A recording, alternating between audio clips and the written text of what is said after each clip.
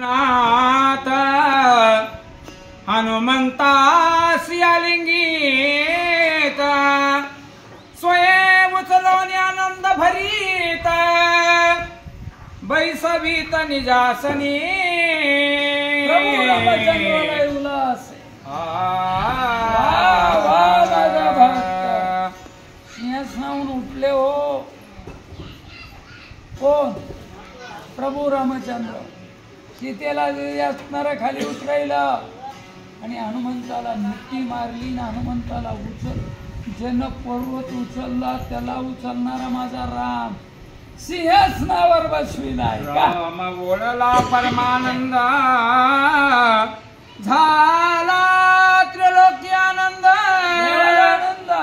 एका जनार्दनी स्वानंद नित्यानंद रामायणी ऐकणाऱ्या लोकायला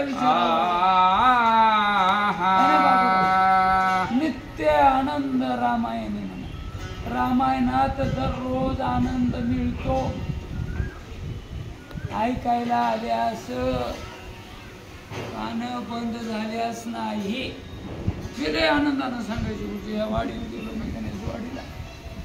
हो गणेशराव त्या हरण सोन्याचं झालं मारी. सीतेनं पाहिलं ते हरण तुटून उड्या मारलं आणि मी म्हणू लागलो हो काय होय आजी होय माय हो वानेर कसं वाटू लागलं सीतेला. ती एक बी नाही दोन बी नाही. मला सवय आहे बोलायची. होय माय होय मामी होय भाभी होय काकी हे आहे का मामा बरोबर आहे का व्यंकट हे बरोबर आहे का म्हणायची सवय. हो पाठी मागून गुरुजी त्या बाईला ऐकू येत नाही.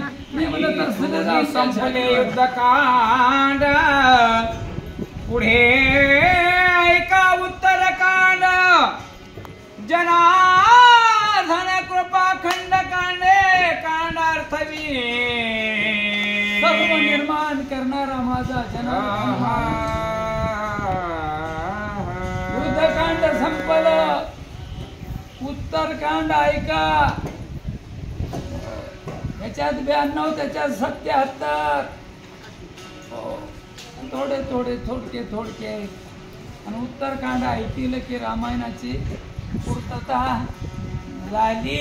कांडेकांड बालकांड अयोध्याकांड अरण्यकांड किष्किंधाकांड सुंदरकांड युद्धकांड किंवा लंकाकांड यालाच म्हणतात. आणि उत्तरकांड अशी किती कांड आहेत? 7. या 7 रामे जाऊन सुवेळेसी दुर्गी देखोनी रावणासी बाण छेदोनी छत्रासी युद्धकांडासी संपविले. पर्वतावर प्रभू रामचंद्र गेले. वांडेराचा भूमुखार रावणाच्या कानावर गेला.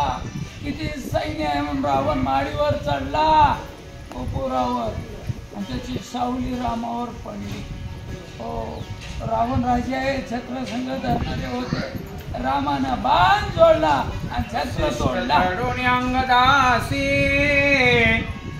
सभे गांजोणी दशमुखासी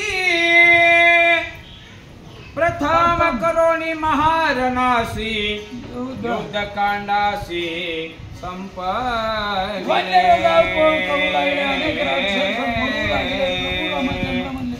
एकाच्या अपराधा कळजीवाला मी कशाला मारू. अपराध रावणाचा म्हणून शिष्ट पाठविला मध्यस्थी करायला. कुणाला पाठविलं? अंगदाला.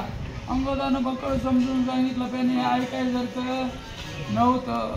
आणि म्हणून आपण प्रस्तादी प्रधानासी अतिकायादी कुमारासी मारोन्या रणाभिवेशी युद्धकांडासी संपविले.